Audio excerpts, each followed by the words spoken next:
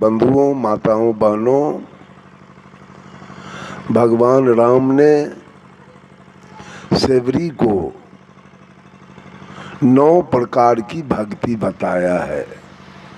प्रथम भक्ति संतन कर संगा, दूसर रतिमम कथा प्रसंगा, गुरु पद पंकज सेवा, तीसरी भक्ति अमान, चौथी भक्ति मम गुण गना, करौं कपट तजी गान। मंत्र जाप मम दृढ़ विश्वासा, पंचम भजन सुवेद प्रकाशा, छठ दमशील विरति बहुकर्मा, निरत निरंतर सज्जन धर्मा। सातम सम मोहिमय जग देखो, मोह से अधिक संत के लेखो। आठम जथा लाभ संतोषा, सपनों नहीं देखो परदोषा। नवम सरल सबसे छलहीना, मम भरोसे ही हर्ष न दी। इन 9 प्रकार की भक्ति भगवान राम ने सेवरी को बताया, लेकिन सदगुरु कबीर ने तमाम दुनिया के लोगों को मात्र 4 प्रकार की भक्ति बताया है। उसमें पहला है श्रद्धा भक्ति, दूसरा है प्रेमा भक्ति, तीसरा है करुणा भक्ति और चौथा है स्नेहा भक्ति। श्रद्धा हमारी कहाँ होनी चाहिए? अभी आप सुन रहे थे, श्रद्धा आपकी लगी है पत्थर से। साहब कबीर ने कहा, तीरथ में पानी है, तीरथ में पानी है, होबे न कछु नहाए देखा, और प्रतिमा केवल जड़ है, बोले नहीं बुलाए देखा। आपकी श्रद्धा कहाँ लगी है? श्रद्धावादी मनुष्य हो तब तो कोई हर्ज नहीं है। ये मानव हिंदू मुसलमान सिख ईसाई श्रद्धावादी नहीं है, अंध श्रद्धावादी है। और अंध श्रद्धावादी होने का मतलब है कि सारे लोग मिट्टी की पूजा कर रहे हैं, पानी की पूजा कर रहे हैं, अग्नि की पूजा कर रहे हैं, आकाश की पूजा कर रहे हैं, सूरज की पूजा कर रहे हैं, चंद्रमा की पूजा कर रहे हैं। ये अंध श्रद्धावादी लोग हैं। ये मंच अंध श्रद्धा का नहीं, ये मंच शंका का है, ये मंच विश्वास का नहीं है, ये मंच विचार का है, ये मंच अनुमान का नहीं है, ये मंच अनुभव का है, और ये मंच मानने का नहीं है, ये मंच जानने का है। I keep 6 honest serving men, they taught me all I know. मैं कुछ नहीं जानता हूँ और अपने पास 6 कर्तव्य परायण ईमानदार व्यक्ति को रखता हूँ। जो कुछ भी मैंने सीखा है इन्होंने ही सिखाया है, और इनके नाम है, their names are what, why, who, when, where and how. इनके नाम है क्या, कौन, कहां, क्यों, कब और कैसे। ये शंका आपके जीवन में आ जाए तो जीवन की गाड़ी है वो गंतव्य पर पहुंच जाएगी। लेकिन सारे लोग आद अंधश्रद्धावादी बन गए। लोगों ने इल्जाम लगाया कि कबीरपंथी किसी को मानने के लिए तैयार नहीं है। क्या कबीरपंथी माँ को माँ नहीं मान रहा है, पिता को पिता नहीं मानता, दादा को दादा और दादी को दादी नहीं मानता, चच्चा को चच्चा और चाची को चाची नहीं मानता, भैया को भैया और भाभी को भाभी नहीं मानता, नाना को नाना और नानी को नानी नहीं मानता है, मामा को मामा और मामी को मामी नहीं मानता है। क्या कबीरपंथी मौसा को मौसा और मौसी को मौसी नहीं मानता है? क्या कबीरपंथी धरती को धरती और आसमान को आसमान नहीं मानता है? क्या सूरज को सूरज, चंद्रमा को चंद्रमा, तारा को तारा नहीं मानता है? क्या हवा को हवा, पानी को पानी, आग को आग नहीं मानता है? क्या कबीरपंथी गाय को गाय और भैंस को भैंस, कुत्ता को कुत्ता और गीदड़ को गीदड़, हाथी को हाथी और घोड़ा को घोड़ा नहीं मानता है? क्या कबीरपंथी आम को आम और लीची को लीची, बरहर को बरहर और कटहल को कटहल नहीं मानता है? क्या कबीरपंथी गेहूं को गेहूं, मकई को मकई, धान को धान और जौ को जौ नहीं मानता है? तो क्या कबीरपंथी आपके कहने से गोबर को भगवान माने? आपके कहने से मिट्टी को भगवान माने? आपके कहने से पानी को भगवान माने? आपके कहने से अग्नि को भगवान माने? और आपके कहने से सूरज को भगवान माने? आपके कहने से चंद्रमा को भगवान माने? यही मानना है क्या? ये मानना है क्या? हम सूर्य को सूर्य मानते हैं, हम चंद्रमा को चंद्रमा मानते हैं, हम तारा को तारा मानते हैं, हम धरती मत मारिए, हम धरती को धरती मानते हैं, हम आसमान को आसमान मानते हैं, हम पानी को पानी मानते हैं, हम अग्नि को अग्नि मानते हैं, हम धरती को धरती मानते हैं और आकाश को आकाश मानते हैं। एक दिन की घटना है, पूज्य गुरुदेव आचार्य श्री धर्म स्वरूप साहब का कार्यक्रम पूर्णिया के इर्द गिर्द में 3 दिवसीय कार्यक्रम चल रहा था। गुरुजी रोज दिन सवेर के सत्र में मठ पर से स्नान ध्यान करके जलपान करके मंच पर जाते थे और शाम के सत्र में मंच पर से उतरे और चले आते थे अपने आश्रम। सवेर में जा रहे थे, मंच पर एक दरोगा विपरीत दिशा से आ रहा था। दरोगा ने गाड़ी को देखा और ऐसे इशारा किया रोकने के लिए। साहब जी ने ड्राइवर को कहा गाड़ी रोक दो। गाड़ी रुकी, साहब जी ने दरवाजा खोला और वो दरोगा आया और साहब जी को चरण छूकर प्रणाम किया और कहा गुरुजी, सुनने में आया कि आपका 3 दिवसीय कार्यक्रम पूर्णिया के शहर के इर्द गिर्द में हो रहा है। विचार किया कि जाऊं जरा सदगुरु के विचार को सुनूं, लेकिन मैं आ नहीं सका। साहब जी ने पूछा क्यों नहीं आए? तो दरोगा कहा ऊपर का के कृपा। साहब जी कहे ऊपर में कोई रहता है क्या? तो दरोगा कहा आप लोग इसका मतलब ऊपर का को नहीं मानते हैं। साहब जी ने कहा मैं निचला को मानता हूं, मैं ऊपरका को नहीं मानता हूं। तो दरोगा कहा इसका मतलब आप लोग सच्चे साधु नहीं हैं। और वो रामायण का एक चौपाई बोल दिया, जब द्रवहु दीन दयाल राघव साधु संगति पाइए। जब भगवान की कृपा होती है तो मानव को साधु की संगति मिलती है। इतने में साहेब जी की दृष्टि दरोगा के होठ पर गया और वो होठ में तंबाकू रखा था।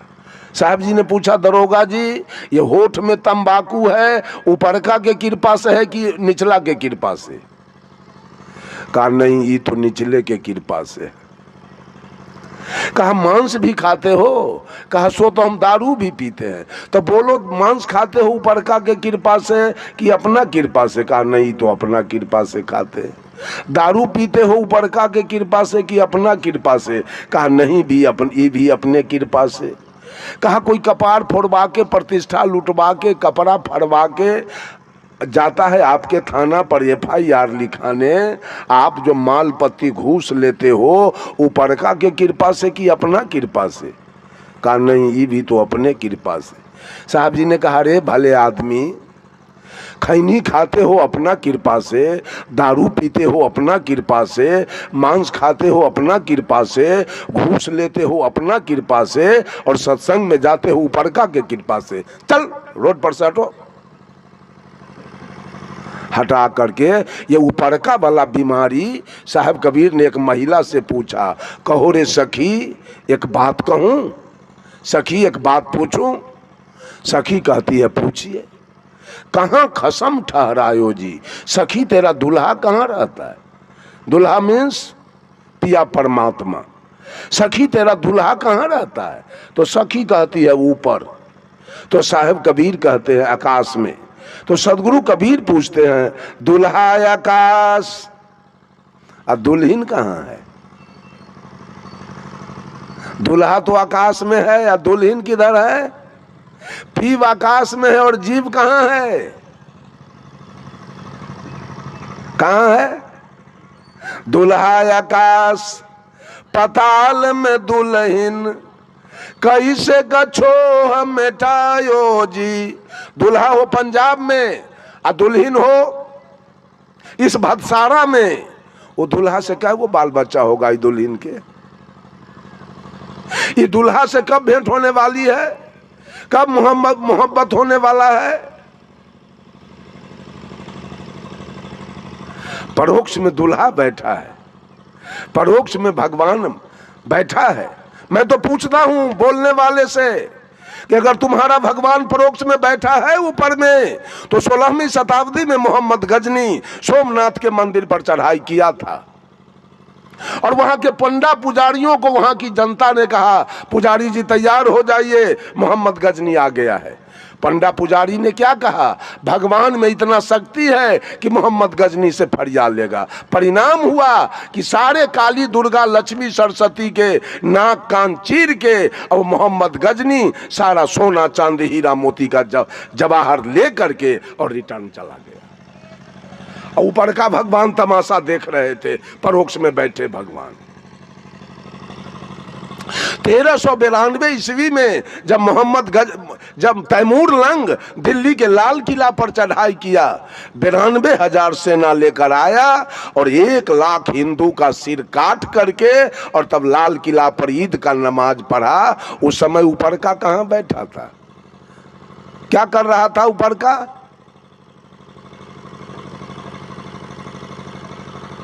क्यों नहीं युद्ध किया तैमूर लंग के साथ, क्यों नहीं हिंदू को बचाया। ये धर्म धुरंधर लोग, ये धर्माधिकारी लोग, धर्म के ठेकेदार लोग, ये भोली भाली जनता को केवल बलगलाने का काम किया। ऊपर में परमात्मा बैठा है, ऊपर में परमात्मा बैठा है, उसकी पूजा करो तुम्हारा कल्याण हो जाएगा। मैंने कहा सदगुरु कबीर ने भक्ति को 4 कांड में बांटा है। श्रद्धा भक्ति, देवता किसे कहते हैं, देवता कौन है, ये मेरे जीवन में किसका लागत है, इस शरीर पर किसका लागत है, इस शरीर पर किसका लागत है, किसका कर्ज है, किसने आपको ये दुनिया दिखाया, इस सारी दुनिया के बातों को किसने जानकारी दिलाया, किसने आपको पोस पाल के जवान किया, किसने आपको 9 महीना अपने गर्भ में रखा था। वो देवता हमारी मां है, मां। इससे बढ़ के इस सृष्टि में कोई देवता नहीं है मां से बढ़कर। साहब कबीर ने कहा श्रद्धा रखो अपने मां में।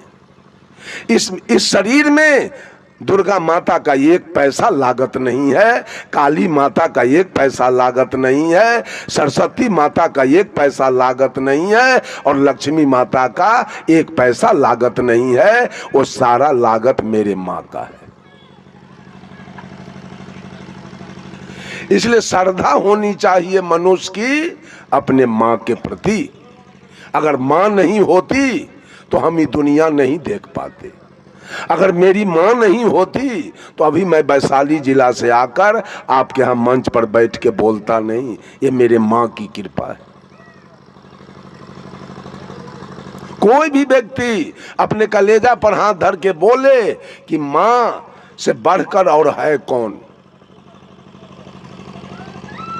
किस देवी देवता का अगरबत्ती दिखाया जाए,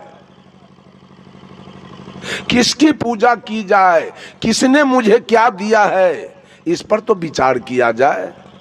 तो विचार करेंगे तो पता चलेगा कि मेरा जीवन मेरे माँ का दिया हुआ है। अगर माँ नहीं होती तो बैजनाथ धाम जल लेके कौन जाता, जगन्नाथ धाम कौन जाता, केदारनाथ कौन जाता, बैजनाथ कौन जाता, अमरनाथ कौन जाता, गंगा कौन नहाता, कमला जमंगला कौन नहाता, अठजाम चौपहरा श्रीमद् भागवत कथा या सत्संग कौन करता, इंजीनियर डॉक्टर प्रोफेसर कलेक्टर कौन बनता, प्रधानमंत्री रेल मंत्री वित्त मंत्री रक्षा मंत्री विदेश मंत्री कौन बनता, मुख्यमंत्री कौन बनता, आईजी डीआईजी सीओ बीडीओ कौन बनता, ये सब का श्रेय कौन है, मां। सबका श्रेय मां है। अगर मां नहीं होती तो मैं नहीं होता। इसलिए साहब कबीर की भक्ति है पहली भक्ति, श्रद्धा भक्ति।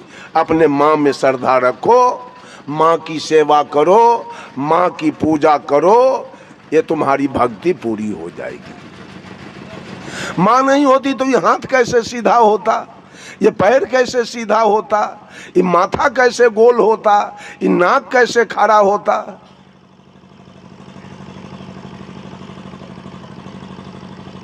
इतना बाहर बाहर भक्ति को गुरु लोग सबको दौड़ा रहे हैं, अपना खूर पुजाने की चर्चा खूब करते हैं कि गुरु के तरवा चाट के जियो, गुरु न हो तो तुम्हारा जीवन कल्याण नहीं होगा। गुरु कैसा होना चाहिए, गुरु कैसा होना चाहिए, बिल्कुल ईमानदार, जो सच्चा ज्ञान दे, उसका नाम सदगुरु है।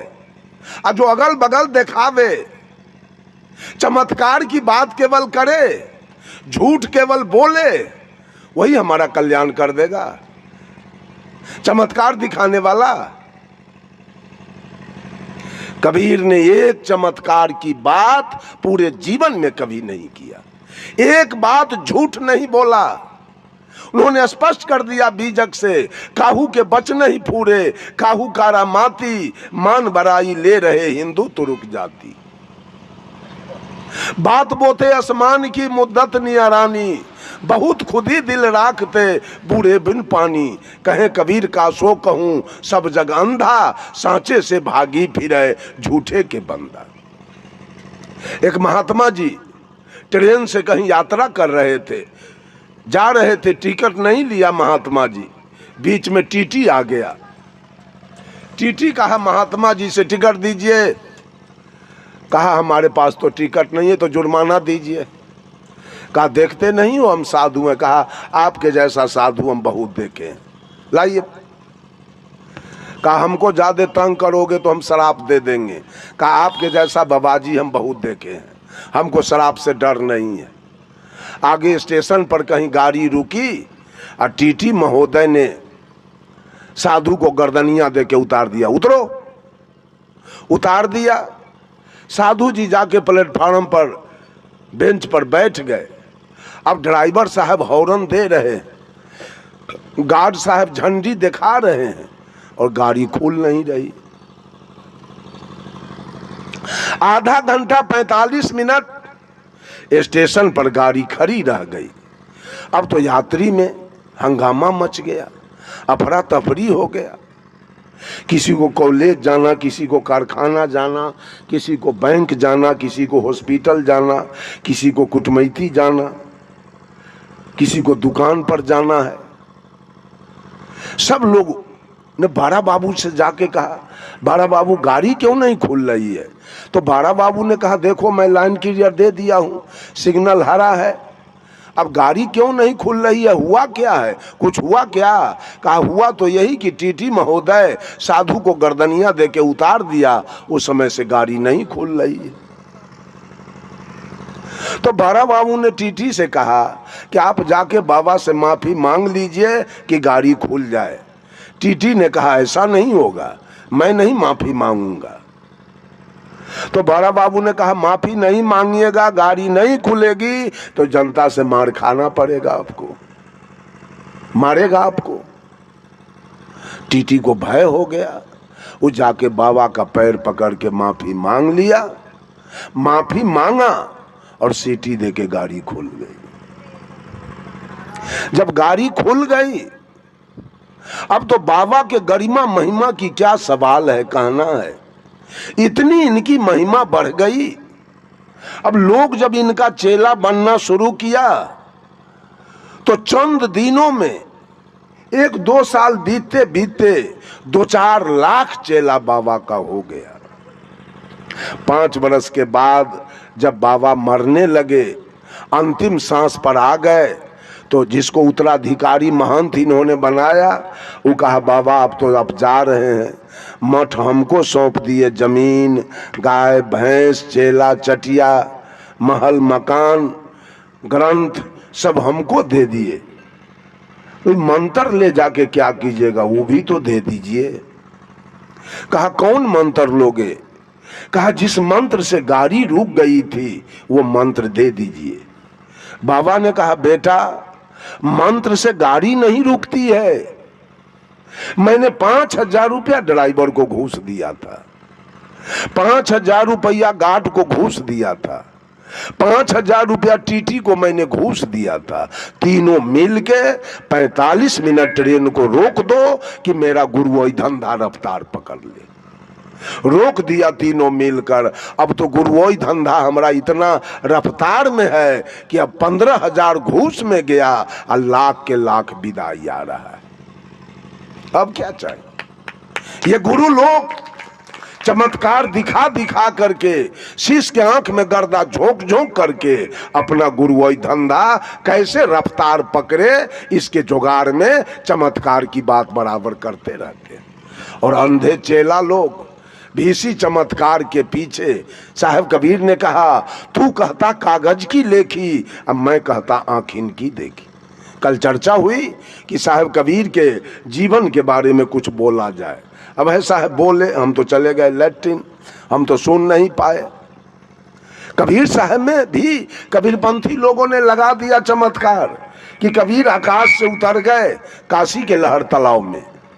कहा राम खीर से आ गए, सीता खेत से आ गई, भीष्म पितामह गंगा से आ गए, सुखदेव जी सुग्गा से आ गए, अगस्त मुनि घैला से आ गए, कर्ण सूर्य से पैदा लिया। संभव है? कारण कार्य व्यवस्था को कहीं कहां रख दीजिएगा? कारण कार्य व्यवस्था को कहां ले जाइएगा? बिना कारण के कार्य होगा? माटी हो पानी, माटी पानी हो और कुम्हार हो और चाक डंडा न हो, काम हो जाएगा?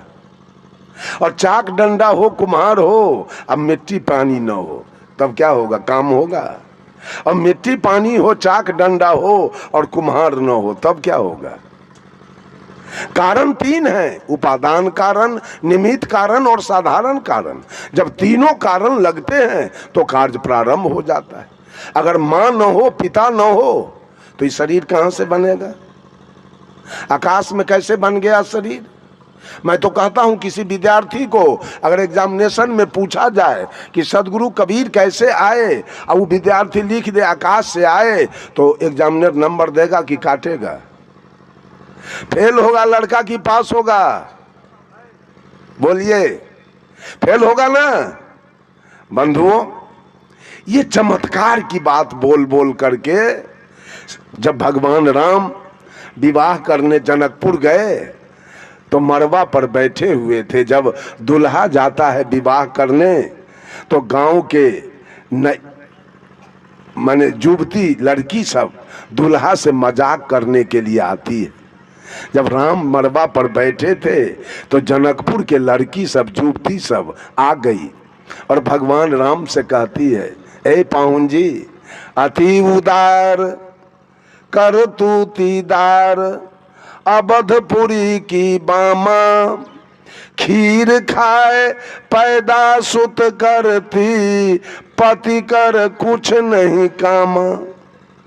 ए पाहुन जी, आपके अयोध्या के नारी सब इतना उदार विचार की है, खीरे खा के बच्चा पैदा करती है, दुल्हा के कोई जरूरी नहीं। अयोध्या में दुल्हा के कोई जरूरी नहीं है, खीर से बच्चा पैदा होता है। भगवान राम तो लजा गए। सखी बचन सुन के रघुनंदन बोले मृदु मुस्काते, आपन चाल छिपा बहु प्यारी, करहूं आन की बात। भगवान राम मड़वा पर कहते हैं, कोई नहीं जन्मे मातु पिता बिनु, बांधे वेद की नीति, तुम्हारे तो सब मही से उपजे, हमरे अस नहीं रीति। कहा क्या है, अपना शिकायत छिपाती हो और हमको बेइज्जत करने आई हो मड़वा पर। अरे यही ना कहने आई हो कि अयोध्या में खीर से बच्चा पैदा होता है, दुल्हा के जरूरी ना है। तो हम भी सुने हैं जनकपुर में खेत से बच्चा पैदा होता है, दुल्हन के जरूरी ना है। ये चमत्कार की बात सब, झूठ फूस की बात सब बता बता करके इस भोली भाली जनता के, देखिए अध्यात्म में, अध्यात्म जिसका नाम है उसमें कोई मिलावटबाजी करता है, उसमें कोई झूठ फेंकता है, उसमें कोई गलत बात बोलता है, तो उसके ऐसा गद्दार इस धरती पर कोई नहीं माना जाएगा। क्यों, दूध में पानी मिलाया गया उतना नुकसान नहीं होगा, आटा में चोकर मिलाया गया उतना नुकसान नहीं होगा, घी में डलडा मिलाया गया उतना नुकसान नहीं है, चावल में कंकर मिलाया गया उतना नुकसान नहीं है। लेकिन अध्यात्म में चमत्कार मिलाया गया तो जनता के लिए स्वर्ग नरक का सवाल पैदा लेता है, कल्याण का सवाल पैदा लेता है। ये मिलावटबाजी करने वाले एक नंबर के हत्यारा माने जाएंगे। किसी के जीवन को इन्होंने नुकसान पहुंचाना शुरू किया है। बंधुओं, जरा इस पर विचार किया जाए। मैंने कहा श्रद्धावादी बनो तो मां के प्रति श्रद्धा रखो, इसलिए कि मां का दिया हुआ ये तन है आपका, मां का दिया हुआ ये तन है। और आपको पढ़ा लिखा के इंजीनियर कौन बनाया था, डॉक्टर कौन बनाया था, प्रोफेसर कौन बनाया था, एसपी डीएसपी कौन बनाया था, कलेक्टर कौन बनाया था? पिता ने। सारा खर्चा देकर, मजदूरी करके, बटैया जोत के, ठीका जोत के, मवेशी पाल के, दुकानदारी करके, आधा पेट खा करके, फाटल कपड़ा पहन के, और आपके लिए सब कुछ किया। वही पिता ने आपको इंजीनियर, डॉक्टर, प्रोफेसर बनाया। उसी पिता ने आपके लिए जमीन खरीदा, उसी पिता ने आपके लिए महल मकान बनाया, उसी पिता ने आपके लिए गाड़ी घोड़ा खरीदा, उसी पिता ने आपके लिए गाय भैंस खरीदा, और उसी पिता ने आपका विवाह शादी कराया। आज बेटा किसका पूजा कर रहा है, किसका लागत है मेरे जीवन में? गौर कीजिए, मेरे जीवन में किसका लागत है, किसकी पूजा होनी चाहिए? साहब कबीर ने कहा पिता की सेवा होनी चाहिए, माँ की सेवा होनी चाहिए और पिता की सेवा होनी चाहिए। ये दोनों का लागत मेरे जीवन में है। माँ ने तन दिया है और पिता ने धन दिया है। और तीसरा, हम मांस खा रहे थे, मछली खा रहे थे, ताड़ी दारू पी रहे थे, गांजा भांग पी रहे थे, बीड़ी सिगरेट पी रहे थे, हम चोरी बेईमानी दलाली घुसखोरी कर रहे थे। कि क्या बाजार लगाया बुरा है?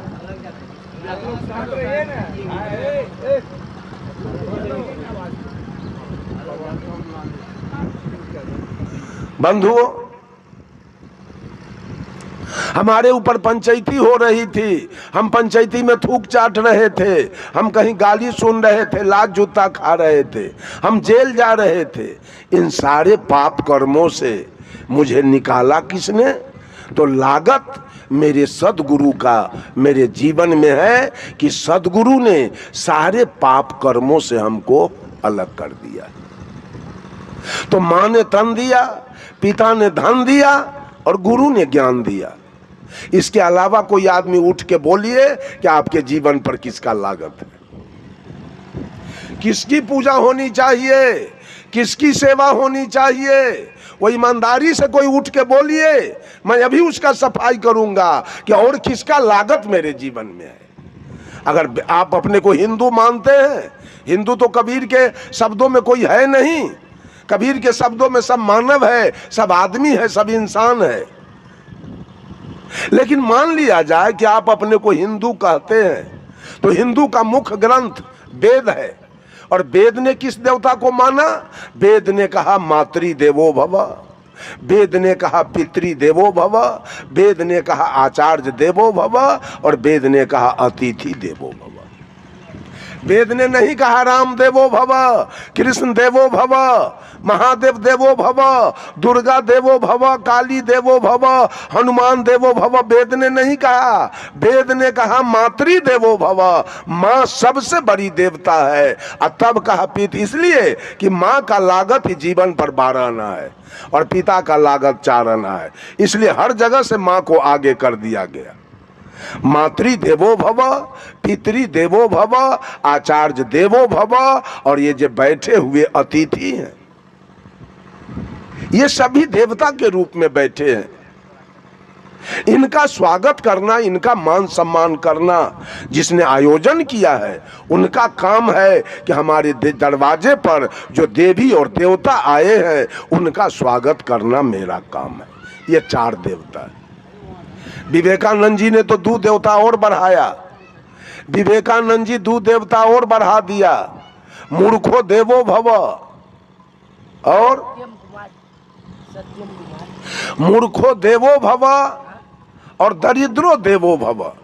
2 देवता और बढ़ा दिया गया। बंधुओं, यही आपके देवता हैं। इनका लागत, इनका कर्ज आपके सिर पर है। इनका कर्ज सधा लीजिए, इनका लागत वापस कीजिए।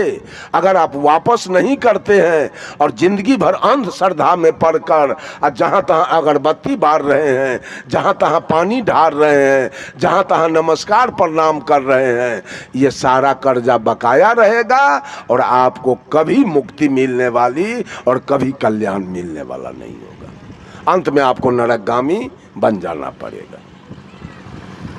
दूसरा, आपने अभी सुना प्रेम की चर्चा। व्हाट इज प्रेम? प्रेम है क्या? किसको प्रेम कहा जाए? साहब कबीर ने कहा, प्रेम पाठ का चोलना, पहिर कबीरू नाच, पानी पे दिन होता सुको जो तन मन बोले साथ। और कहा, पोथी पढ़ी पढ़ी जगमुआ, पंडित भया न कोई, 2.5 आखर प्रेम का, पढ़े सो पंडित हो। कहा, दुनिया मर गया पढ़ते पढ़ते, लेकिन पंडित मैं किसी को नहीं देखा। पंडित कौन होगा? A+B-होल स्क्वायर, इससे कोई पंडित नहीं हो सकता है। कबीर ने कहा, पढ़ पढ़ के पंडित, पढ़ पढ़ के ऐसे है, लिख लिख हो गए चोर। और जो पढ़ने सदगुरु मिले सो पढ़ना कछु और। साहब कबीर कहते हैं, पढ़े लिखे क्या कीजिए, समुझी मन बौरा हो, अंत बिलैया खाए समुझी मन बौरा हो। क्या पढ़े आज तक? प्रेम की पढ़ाई पढ़े?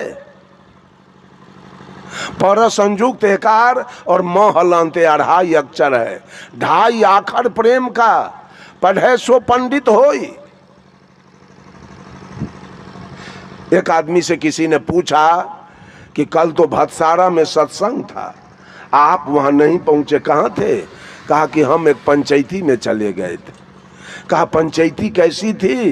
कहा, एक लड़का एक लड़की में प्रेम हो गया, उसी की पंचायती थी, उसी में हम चले गए। कहा, बताइए प्रेम में पंचायती कैसे हो गया? लड़का लड़की में प्रेम हुआ तो प्रेम में पंचायती की क्या आवश्यकता है?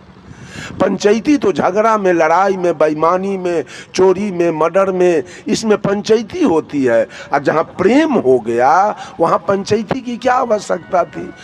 प्रेम तो सेवरी और राम के बीच में हुआ, जो कभी पंचायती की आवश्यकता नहीं पड़ी।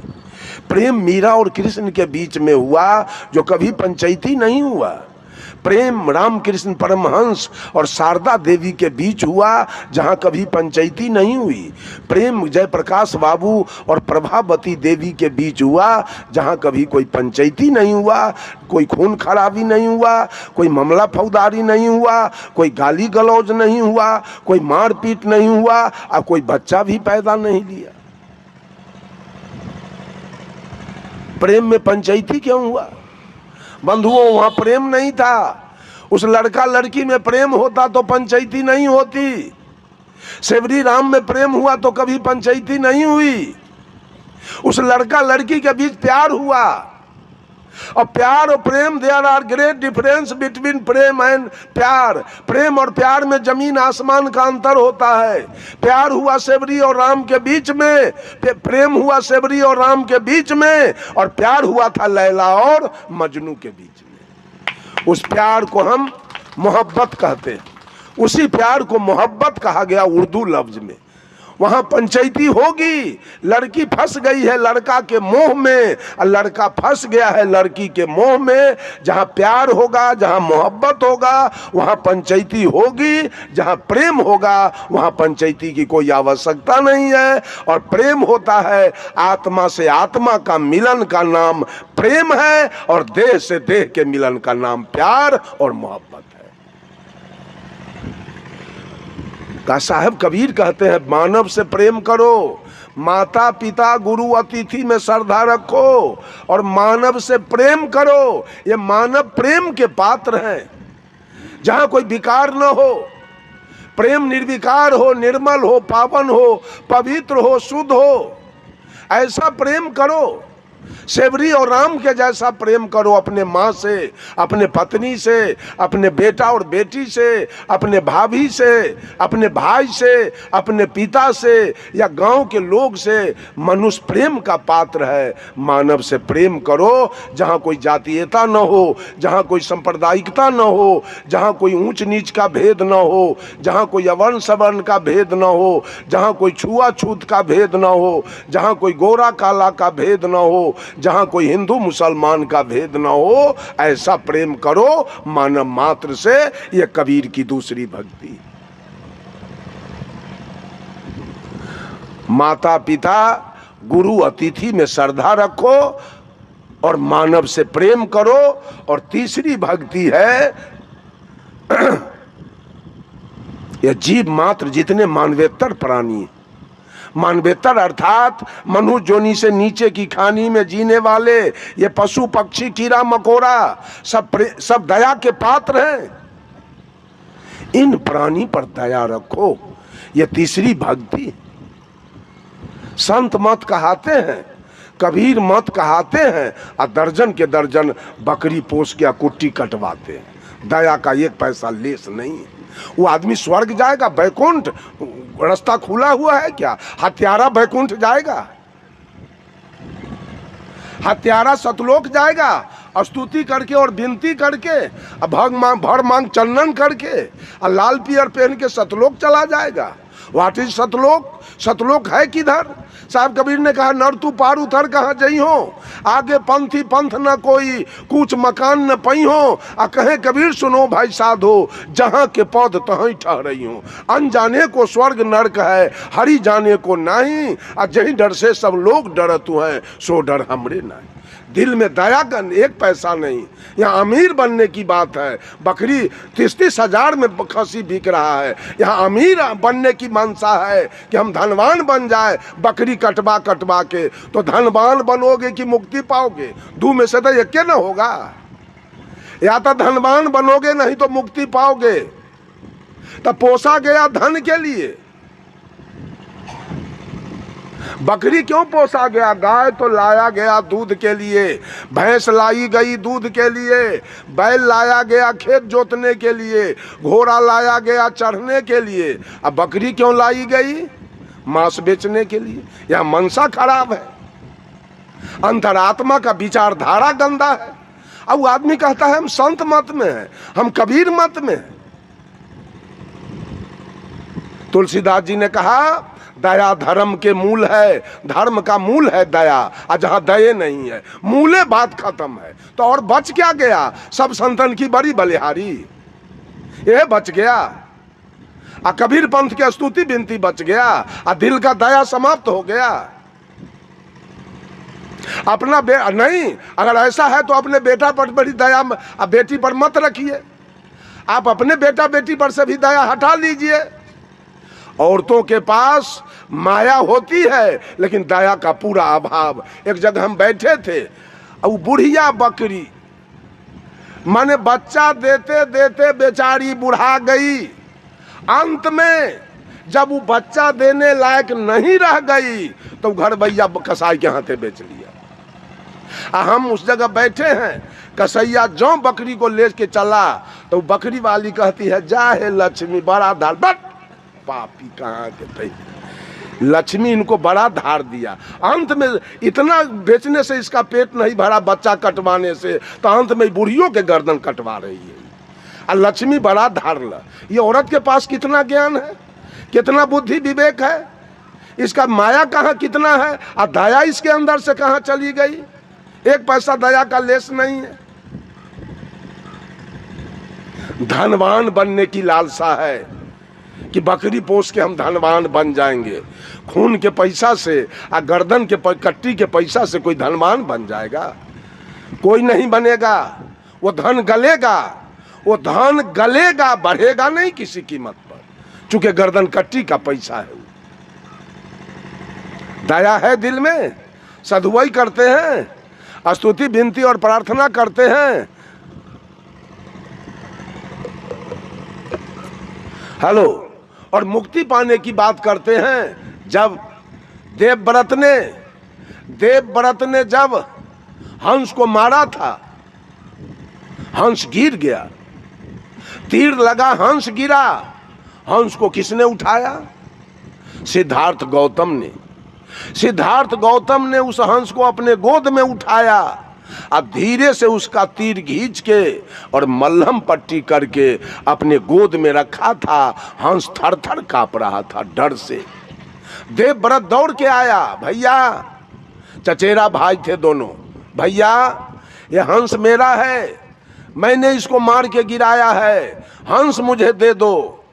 सिद्धार्थ गौतम ने कहा, भैया मारने वालों से ज्यादा अधिकार है बचाने वालों का। मैंने इस हंस के प्राण की रक्षा की है, मैं हंस नहीं दूंगा। दोनों भाई में झंझट होने लगा। कहा तो एक काम करो, पंचायती बैठाओ और फरियालो कि हंस किसका होगा। सौभाग्य देखिए, पंच में सिद्धार्थ गौतम के पिताजी